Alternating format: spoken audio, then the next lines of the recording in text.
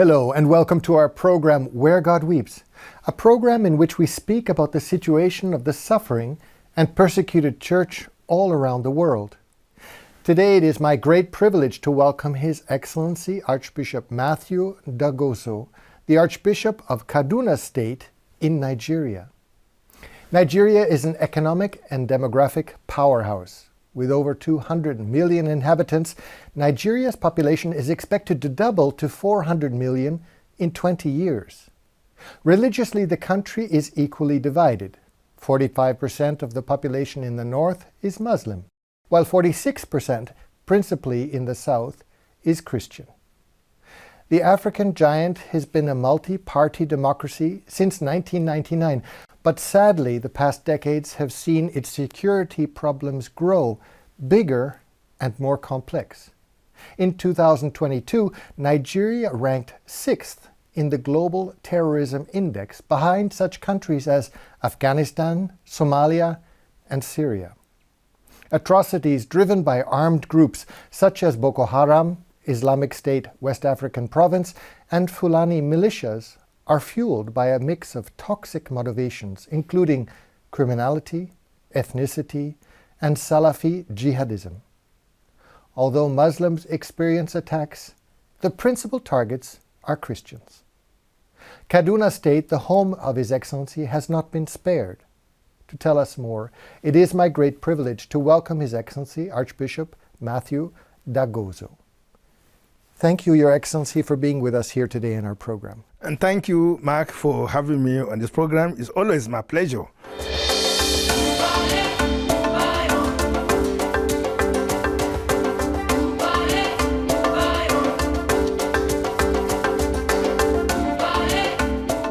Your Excellency, you are in Kaduna State, but can you give us a little bit of a description for those of us who've never been? Right. What does it look like? What are the people like? How do they live? Kaduna is situated in the north western part of Nigeria, and that part of the country is actually savanna region.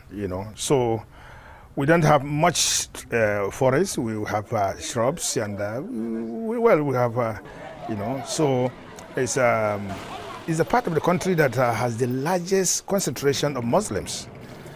In fact, Kaduna State is the third most populated state in Nigeria. The vast majority of the inhabitants of Kaduna State are peasant farmers. They live from farming, and they live in communities, villages, and sometimes you have what we call towns.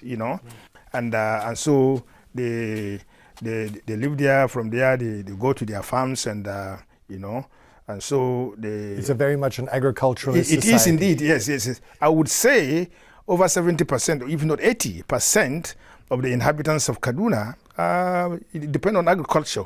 And of course, it's the kind of, I'm talking about peasant farmers, Yes. They just, but... it's a hand-to-mouth kind of existence. Kind of existence. And therefore, also, being the savannah, it is also an area where pastoralists, those with animals, most especially the Fulanis, they have, their cows, their goats, and they move from place to place. They are still, migrating, wherever they can get green pastures for their animals, that's where they go. And this is actually why there is constant conflicts between the farmers and the herders, because in the process of moving, sometimes inadvertently the animals enter farms, sometimes deliberately they said, and therefore it is a source of conflict. And they actually depend on each other. The farmers, they need for example, when crops are harvested, the animals eat whatever is left over. Yes, so they provide the fodder. The farmers provide fodder for the animals, and the animals provide the manure. The dung, the fertilizer, yes, the fertilizer, the exactly. So they actually depend on each other, but very often this interdependence, causes conflicts because of the fact that animals from time to time encroach, and then they cause problem, and so it is part of the problem we are facing. The conflicts we often hear about the farmers herders clashes. And it this is because what of this. Yeah. Your Excellency, I want to come back to that question a little Yes. bit later. Yes. You yourself, you were born in Adamawa State, in a Adamawa, village, is it? in a village of Lo. Low, yes. Yes. And can you tell us a little bit about your growing up? Yes, Adamawa State is in the northeastern part of Nigeria, and I come from a local government called Demsa, and my village is Low, as you just mentioned. It's a riverine village. My people are both fishermen and farmers, and What is your ethnic group? it's called the Mbula. Mbula. Mbula, yes, that is my ethnic group. What is the number of ethnic groups in Nigeria? Well, if you're talking about major languages in Nigeria, we're about 250. 250. But if you put them together with dialects or whatever, you're talking of over 500. Yeah, so that is it. So mine is one of the small tribes, we have in Adamawa State in the country. And you grew up also in an agricultural environment? Indeed, that was how I grew up. My parents were both, that was the way they existed, and still the vast majority of people, they still are farmers and fishermen. And fishermen. They do fishing, they do farming. And my parents, of course, as you would expect, they were followers of the traditional religion. So they were not Catholic? They were not Catholic at all. But my father, my mother, they were. In fact, interestingly, my father was a traditional priest. Interesting. He was a traditional priest. How did he react when you said, Papa, I am thinking of becoming a priest, I'm thinking of becoming a Catholic? Again, I think interestingly, my tribe, the Lutherans, the Lutherans were among my people over 100 years ago. And therefore, even though my family, my parents were followers of the traditional religion, but there are other, already the Lutheran faith had been accepted among my people, and so the majority. And so growing up, it wasn't foreign to them. It wasn't foreign. And therefore, more so, our parents, because they have seen, they were beginning to see the values of Western education. And therefore, knowing that if you go to church, the likelihood is there for you to go to school. And therefore, so my parents, they were not, they didn't object. And especially the circumstances surrounding my becoming a Christian and particularly a Catholic. My mother died in 1968. And as it is in our own tradition, when somebody dies, the families will come together and how many children has he or she, and who will look after who. By the time my mother died, I was around 9 years old or 10, thereabout. And I didn't even know that my mother had a cousin who was a teacher, a Catholic teacher. And so when my mother died and the family sat down now, so my uncle discovered that I was of school age, and he was already teaching in a Catholic school. And therefore, so he requested, so he took me away in 1960, April of 1968. So he took me and I went, stay in a Catholic teacher house. So naturally, I was going to school, I started catechism. And so that was the beginning of your formation. My formation, but I think, like I said, my father was a priest of the traditional religion. And therefore, anything to do with God. Already I knew so much about God, Not God as revealed by Jesus Christ, but God as our ancestors knew him. And so already they introduced me to God, Yes. the traditional way. Yes. And I think that has a very significant impact on my accepting the Christian monotheistic religion, When did you discover that you wanted to be a priest? When was this God experience that you said, yes, I think I have a vocation? Interestingly, by 1973, I completed my primary school. And therefore, so I sat for the common entrance for the minor seminary. I passed the common entrance examination. I went to the seminary. Well, we were told that if you go to the seminary, you are likely to become a priest. So I actually went to the minor seminary. I finished in 1978. In 1978, usually the class finishing, the rector will interview you and say, do you want to become a priest or do you want to go to a major seminary? I actually told the rector I didn't want to become a priest. And I went off, I took a job. I was actually a teacher. I was teaching in a primary school. From nowhere, I think it was really, I do believe it was God's way. The village I was teaching was actually the village where, near where I finished my primary school. and the mission house was there. The market day was on Saturday, and usually the rector of Minor Seminary annually he conducted the examination on Saturdays. That particular Saturday, I came from the village where I was teaching, walking around. Lo and behold, I saw the car of a rector, former rector. He saw me and he stopped. Without any plan, he came up to the car, an Irishman, Michael Sexton. He asked, up till now, you don't want to go to the Minor Seminary? And I just said, I want to go. So he said, come on Monday. But Monday I went. That was it. But I had actually told him when I finished in June of 1978 that I wasn't going to the major seminary. Whatever happened, I do not know. But I encountered him. He asked me, I said I was ready for the seminary. Here I am today. There you are. An archbishop in the Catholic Church.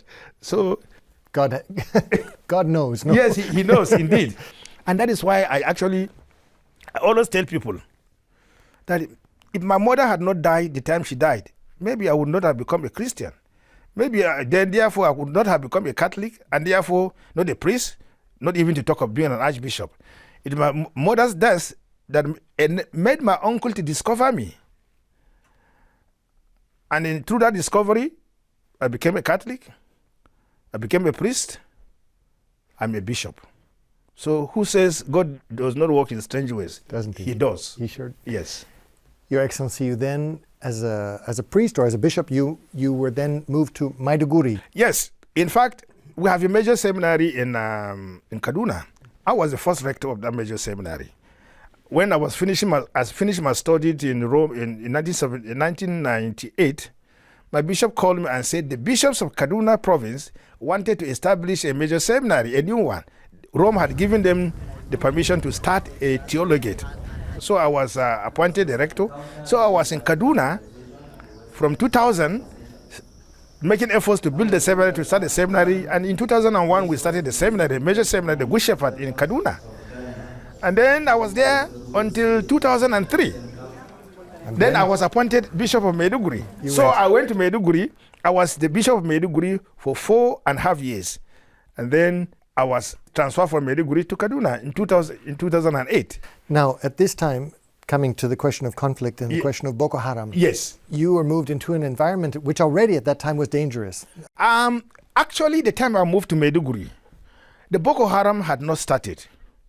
And interestingly, my house in Maiduguri, because I was living in a parish house, there was no bishop's house, so I was living in one parish, and that was the time actually the Boko Haram was starting. They weren't Boko Haram, but a group was starting, and every day, morning and evening, because my house was less than, I would say, is it 5,000 meters away?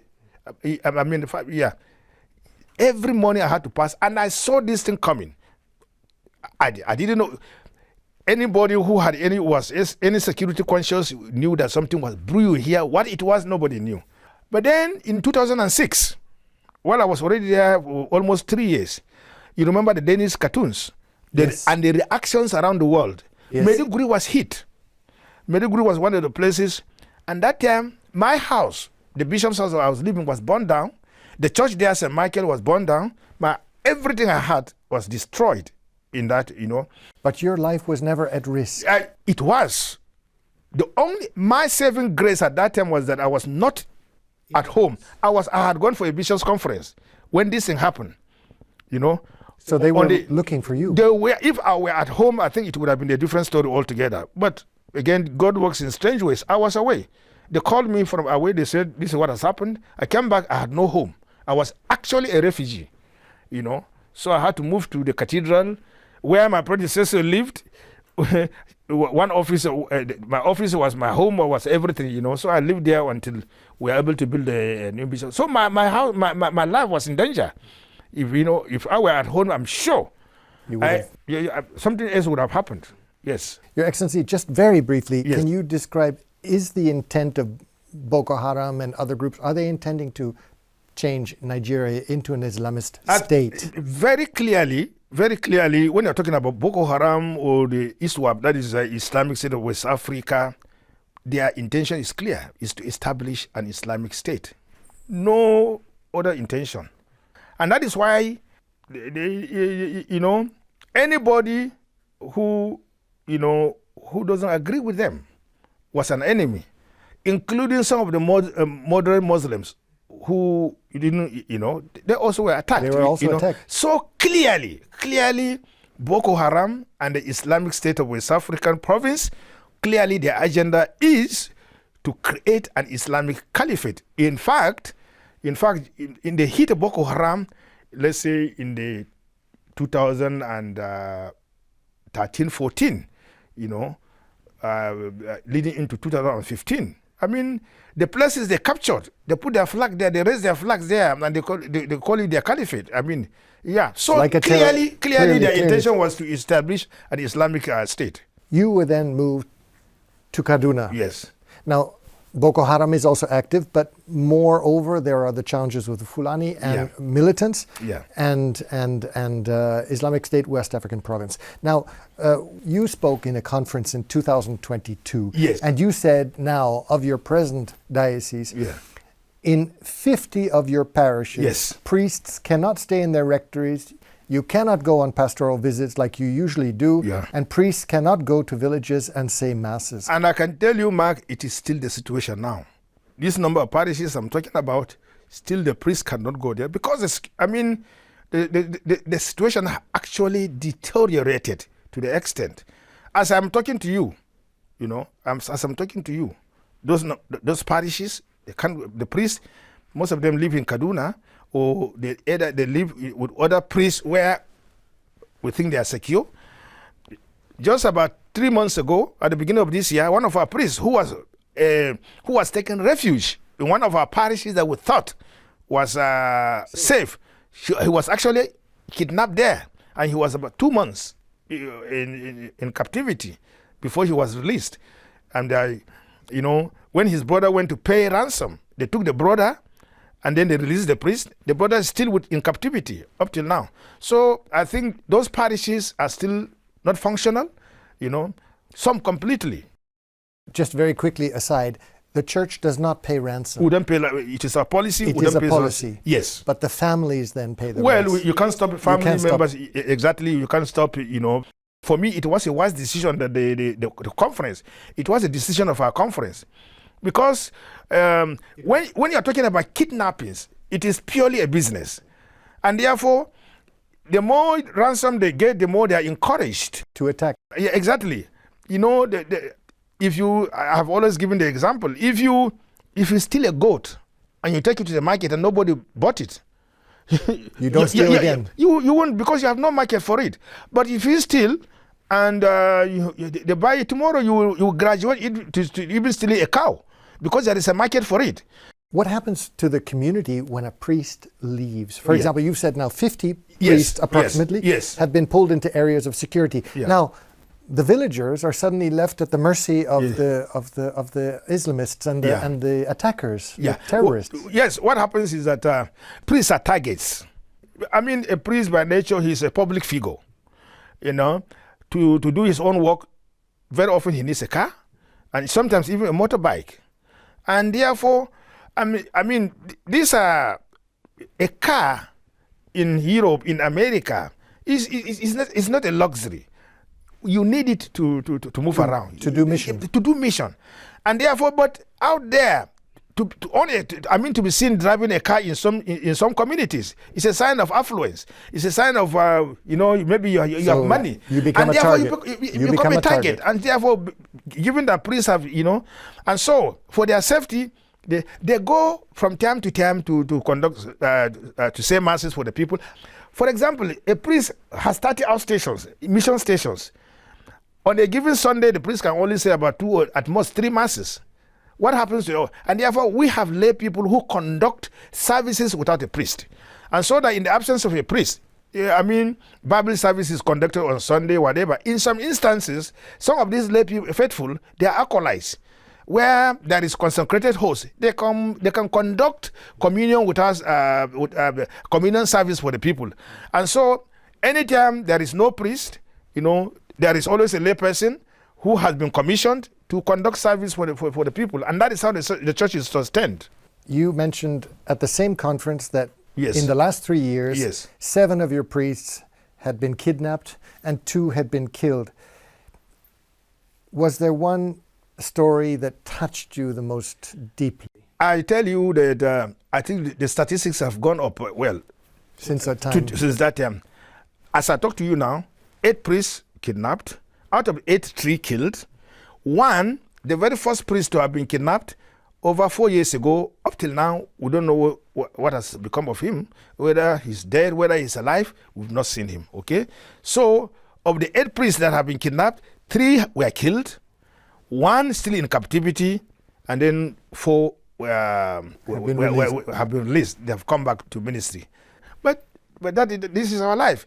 You know, as priests, wherever the community, people are, the priest is a sign of hope, you know. And therefore, I mean, I really, you know, admire the bravery. At any given opportunity, I meet the priest, I thank them. Because, you know, I mean, they brave it.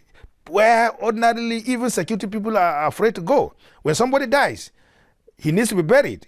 When somebody is sick, you know, when they are called, they respond to that. Today is the feast day of Saint Justin, Yes. a martyr.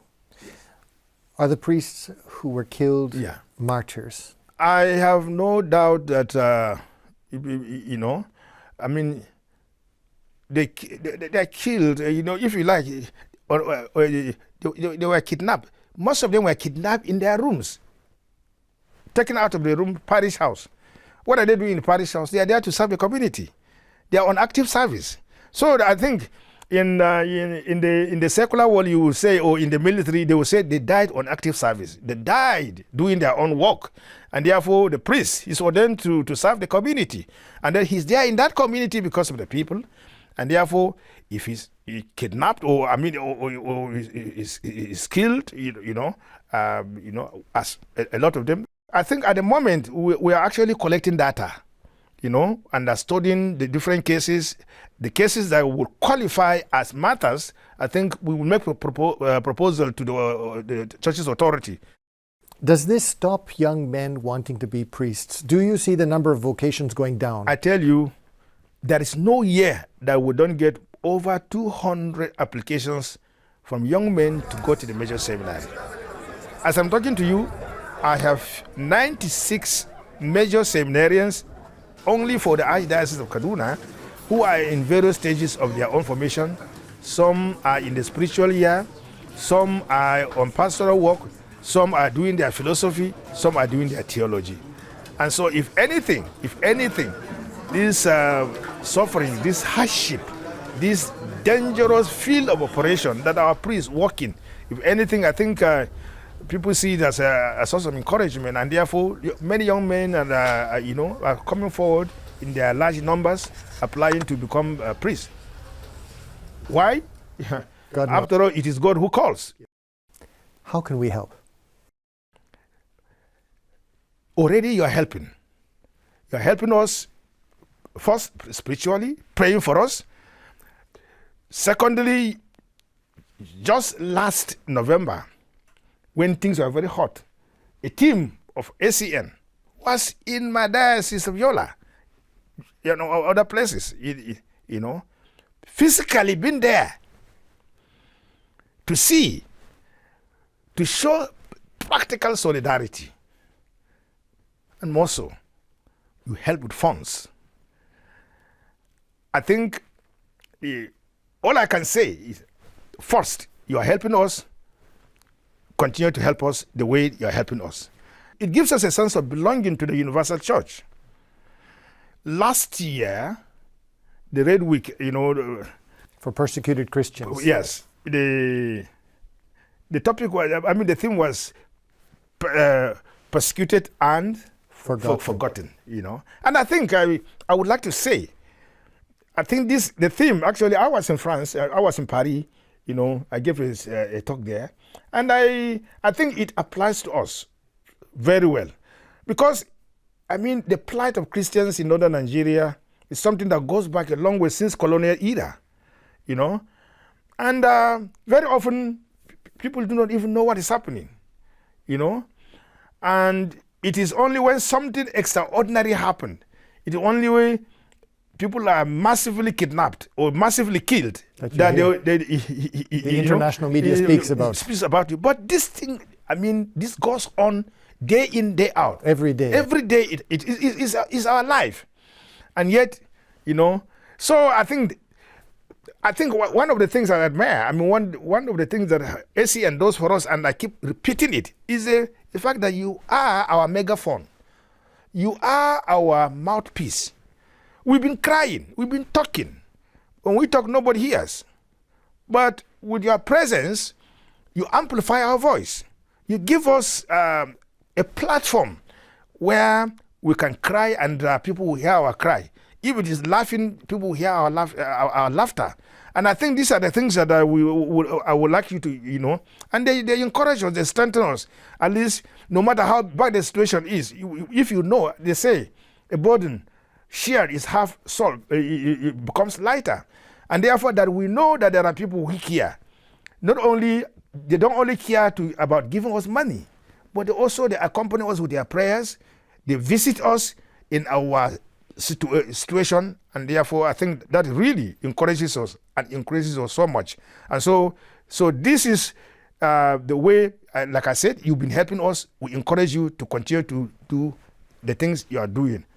Your Excellency, thank you so much for your story, for your witness, and for having been with us today in our program. Always my pleasure, Mark. I mean, I'm always happy to be here. Anytime I hear the call of or invitation of ACN, I'm always happy, because we are partners in progress, partners for the sake of the gospel. And therefore, it's my pleasure. And I thank you so much for creating this platform for me to be able to share our own plight with the rest of the world. Thank you. My pleasure. And thank you, ladies and gentlemen, for having been with us today in our program, Where God Weeps. And if you'd like to know more about the situation of His Excellency, the situation in Kaduna State, and perhaps how you might be able to help, I would encourage you to look at the contact information at the end of this program. And we look forward to seeing you next week. Take care.